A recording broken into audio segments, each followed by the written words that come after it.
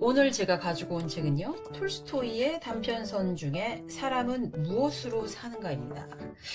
톨스토이는요, 제가 가장 좋아하는 작가 중에 하나입니다.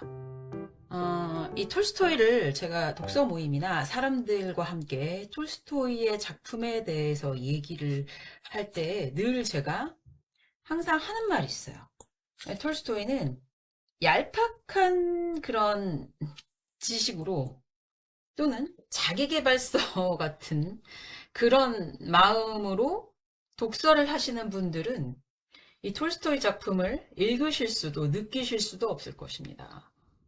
정확히 말하면 책은요, 자기 발견서가 되어야 되거든요. 자기 개발이라기보다는. 그러니까 나를 이렇게 맑은 거울처럼 비춰주고, 그리고 내가 살아있는, 내가 지금 현재 내 땅을 밟고 사는 이 현장에서의 내 삶을 돌이키거나 아주 조금이라도, 아주 작게라도 변화를 주는 게 그게 진짜 독서고 좋은 책이다. 이런 기준으로 책을 읽으시는 분들에게 한해서만 이 톨스토이는 상당히 좋은 책일 것이다. 그리고 그런 분들한텐 자기를 좀 더 객관적으로 맑은 영혼을 갖고 싶다고 생각하시는 분들에겐 이 톨스토이의 어느 작품이든 좋습니다. 근데 특히 단편서는 늘 말씀드리지만 짧고요, 단순하고 또 나름 재미있고 감동적입니다. 그래서 아무나 누구나 쉽게 읽으실 수 있어요.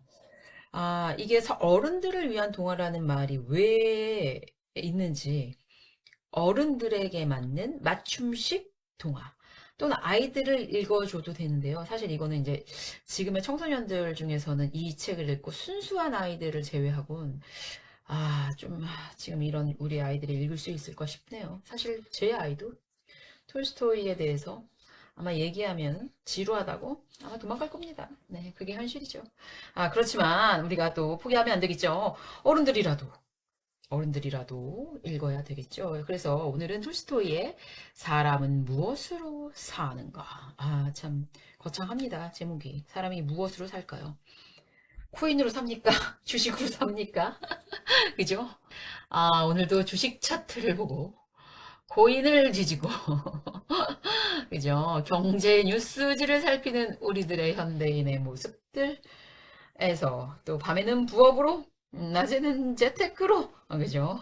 이런 현대인들이 과연 톨스토이가 웬 말이냐, 지금 장난하냐 이러실 수도 있어요. 네, 참 그 말에도 제가 공감을 못하는 바가 아닙니다.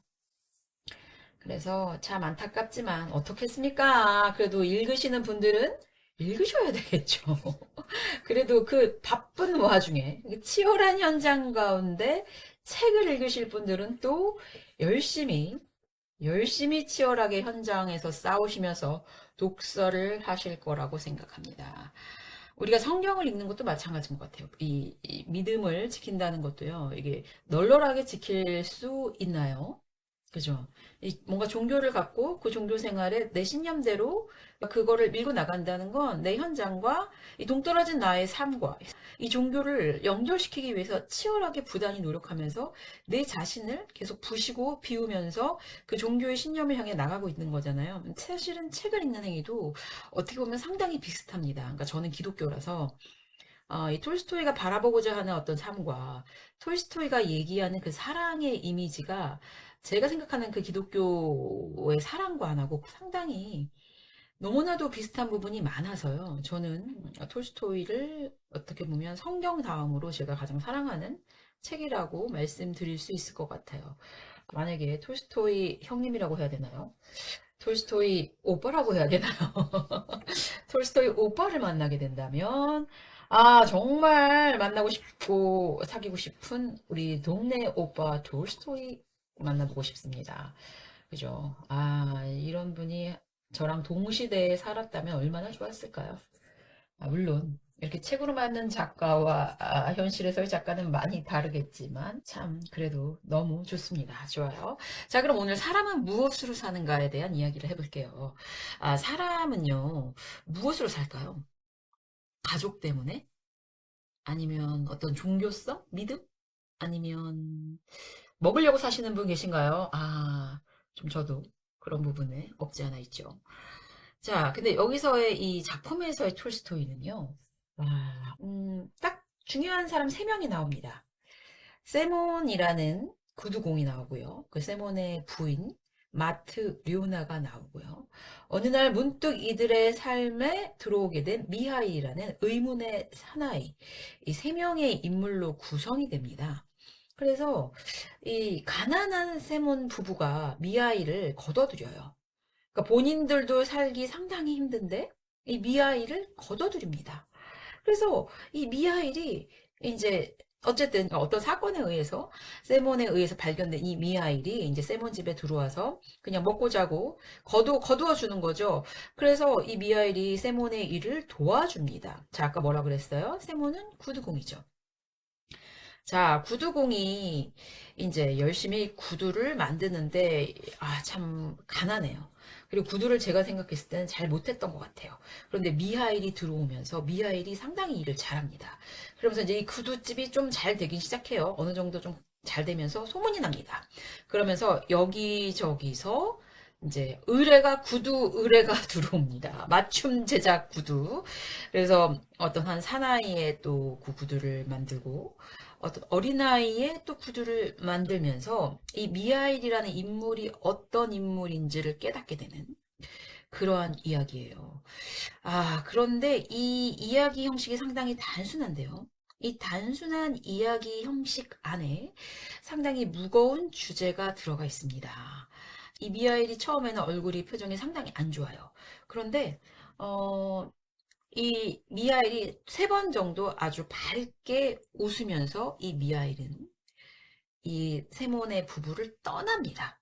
그러니까 늘 무표정이고 늘 자기 얘기도 안 하고 아무 말도 안 하는 이 미하일이라는 의문의 사나이가 눈에 띄는 행동을 3번 정도 하는데 그 많은 손님들 중에 한 명의 사나이의 구두를 의뢰받을 때와 그리고 여인의 아이 구두를 의뢰받았을 때 그리고 마지막으로는 그러니까 첫 번째죠 사실은 그 세몬이 데리고 왔을 때 그 마트리오나가 막 저주를 하거든요. 돈도 못 버는 인간이 왜 또 거지까지 데리고 왔냐고.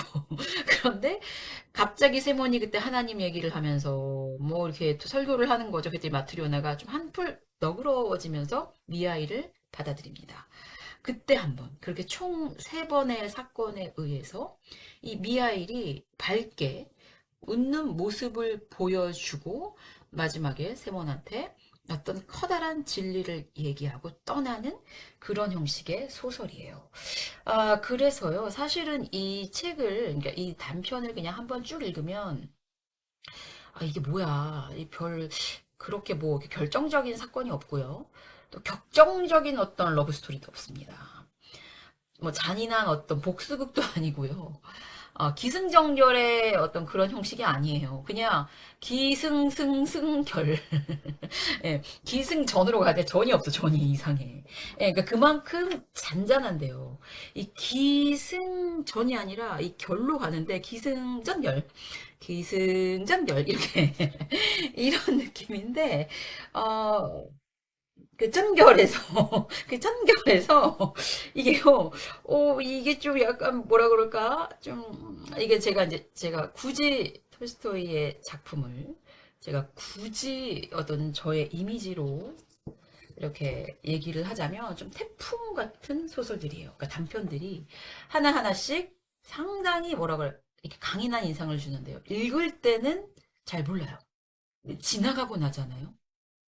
그럼 왜 이렇게 마음이 뻥 뚫리면서 갑자기 내 주변이 좀 달라 보이는 어떤 그런 마법 같은 효과가 있거든요. 그러니까 왜 태풍이 지나갔을 때 그 태풍의 눈은 되게 고요하잖아요. 그런데 태풍이 지나가고 나면 어때요? 내 주변이 다 허물어져 있죠. 그러니까 약간 그런 급의 저는 소설을 톨스토이라고 생각하는데요. 이 단편선을. 그러니까 단편선을 읽을 땐 잔잔하고 기승전이 없다 그랬잖아요. 기승전결. 그래서 전이 아주 짧게 치고 넘어가기 때문에 기승전결. 네, 그래서 이렇게 읽을 때 뭐라 그러지? 그러니까 야, 뭐 이렇게 재미가 없는데? 뭐지? 아이씨, 톨스토이 생각보다 좀 더 시시한데? 막 이런 느낌. 네, 그러니까 짧은 제 식견으로는 좀 그렇습니다. 용서하시고요. 별거 아닌데 라고 했는데 막상 읽고 나면은 이 마음의 울림이, 그러니까 울림보다요. 잠깐만, 지금 지나간 사람 천사 아니야? 잠깐만. 이거 이렇게 그냥 놔두면 하나님한테 혼날 것 같은데? 이때 하나님이 사랑을 하고 했잖아. 톨스토이 말에 의하면. 하나님이 얘기하는 사랑이 바로 저런 거잖아. 라는 아주 큰 깨달음을 보여주는 그 시각을 열어주는 책이에요. 제가 감히 말씀드리지만요. 이 톨스토이의 작품에 나오는 사람들의 삶이 사실 저는 천국 사람들의 삶이 아닐까 했거든요. 그런 생각 많이 하면서 저는 이 톨스토이의 단편선을 읽었어요.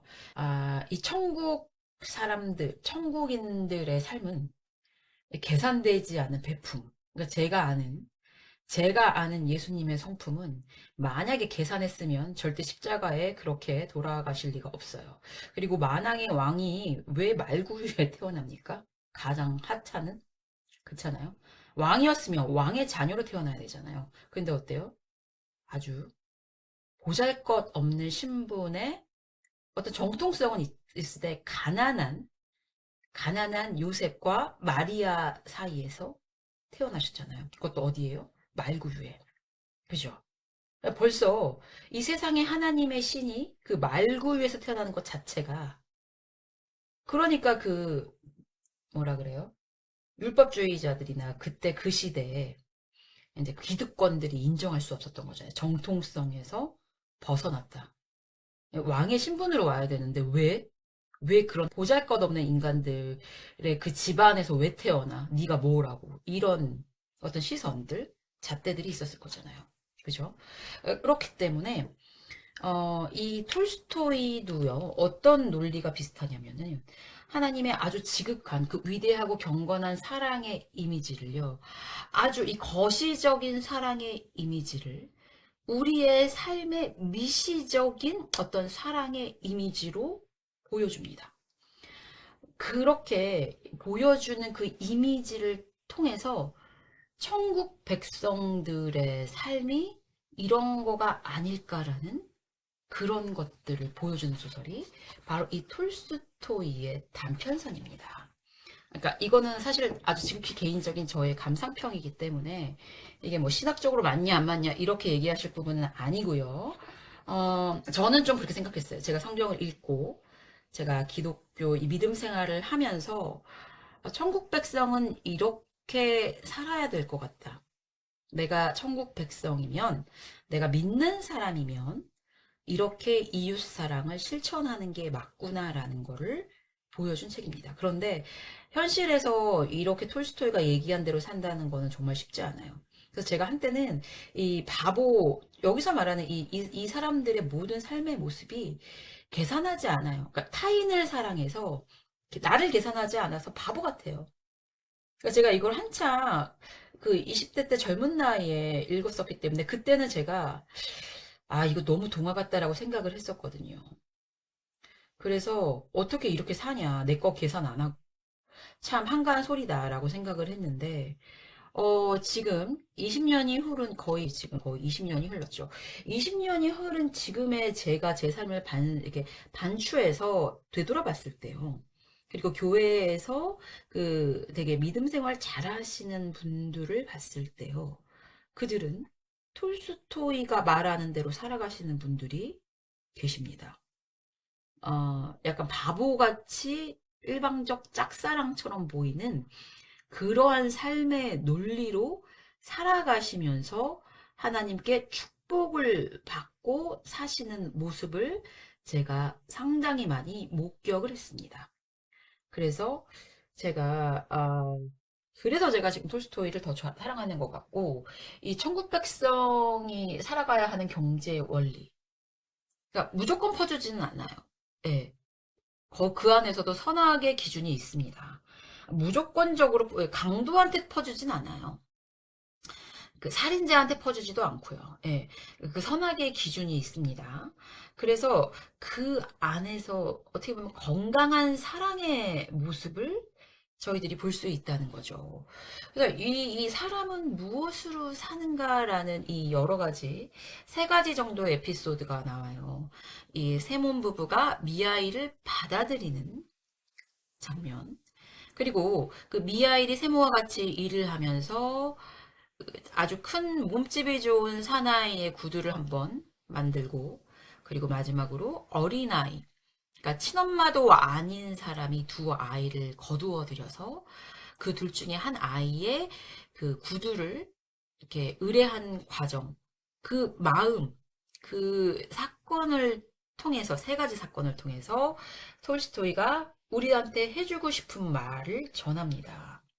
근데 여기서의 이제 마지막 결론은 사실은 누구나 다 아는 보편적인 내용이에요.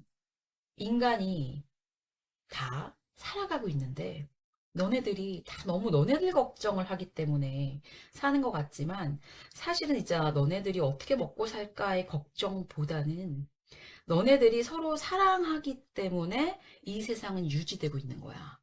그러니까 너네들이 서로 먹고 살려고 너네들 걱정을 하는 것 때문에 지금 세상이 유지되는 것 같지. 그런데 그게 아니고 사실은 너네가 서로를 사랑하는 마음 때문에 이 세상이 돌아가고 있어라고 그 얘기를 해주는 그런 단편 소설입니다. 그리고 또 한 가지요.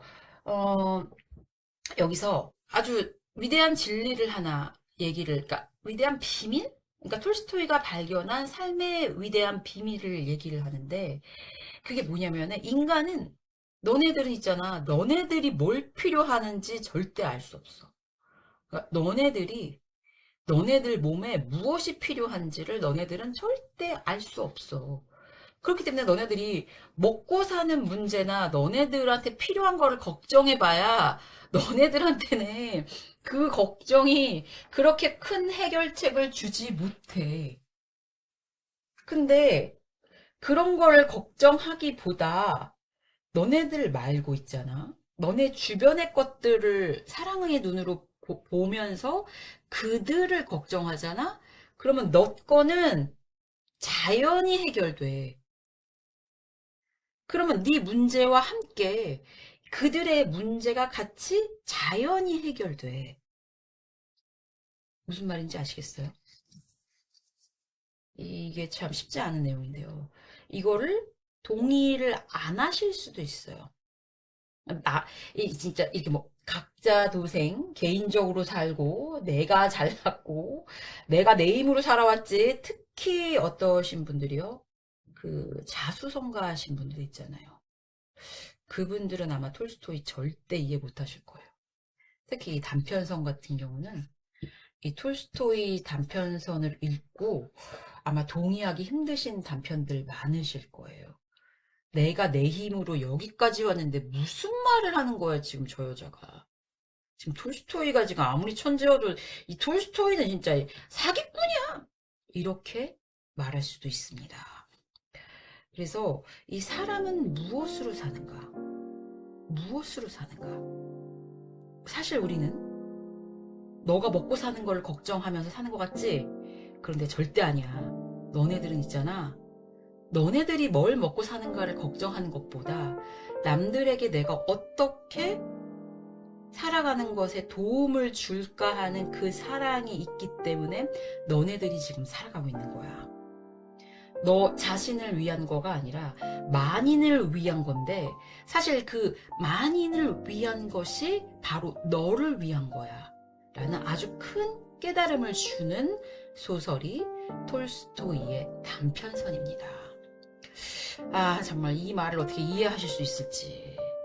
제가 이렇게 뭔가 알고 저는 되게 깊은 것들을 깨달았다고 생각하고, 이 톨스토이를 바라보고 읽고 나서는요, 이게 뭔가 세상을 바라보는 눈, 내 옆에 있는 그 사람이 약간 달라 보이거든요. 근데 이건 저의 어떤 개인적인 체험일 수 있잖아요. 그러니까 이거를 저는 이제 막 이렇다고 해서 제가 이렇게 권해드렸을 때 누구나 다 톨스토이를 읽고 그렇게 보시는 게 아니기 때문에 이게 참 조심스러운 얘기인데요. 참 안타깝습니다. 제가 제대로 전하고 있는지, 제대로 잘 전하고 있는지 그게 참 궁금하네요. 네.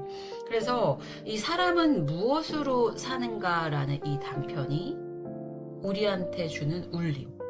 그러니까 제가 이거를 리뷰를 하면서 결론을 말씀드리려니까 너무 간단하잖아요. 사실 톨스토이 단편도 그냥 읽잖아요. 너무 간단해요. 너무 간단해서 이게 너무 단순하고 간단해서 뭐야 하고 넘어가시면은 충분히 그럴 왜냐면 너무 스토리가 단순해서요. 근데 그것도 사실은 진리는요, 단순합니다. 그래서 놓치기 쉽습니다. 사랑도요, 너무 흔하면, 그러니까 너무 퍼주면요, 그러니까 정말로 좋은 사랑은 우리 마음이 이렇게 뭐라 그럴까, 교만해지고 막 그러잖아요. 그건 당연하게 받아들여요. 그죠? 우리가 숨쉬는 공기, 마시는 물, 너무 소중해서 당연하잖아요. 너무 소중해서 당연한 것들은 당연해서 잊어버린다는 거죠. 톨스토이 단편선도 약간 그런 느낌이에요. 그래서 이 당연한 것들, 아주 단순한 것들을 통해 거대한 이 세상의 진리를 만나보시기를 바랍니다. 잘 전달이 됐나 모르겠네요. 정말 안타깝습니다.